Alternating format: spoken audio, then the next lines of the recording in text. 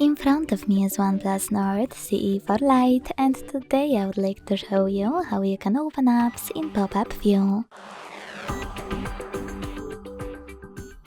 Begin by selecting an app to use in this view and launching it in the background.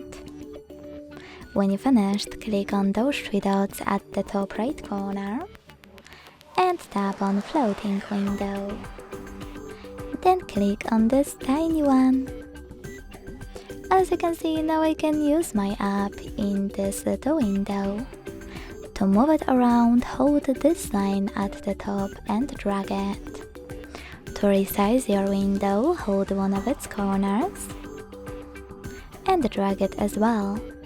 If you want to, you can even drag it all the way down and this way use your app in full screen view. But you can also use your app in full screen view by simply clicking on the top left corner. In order to close your app, you can either just swipe it in the background or use this X at the top right corner. Thanks so much for watching. If you enjoyed this video, don't forget to leave a like, comment and subscribe. Bye!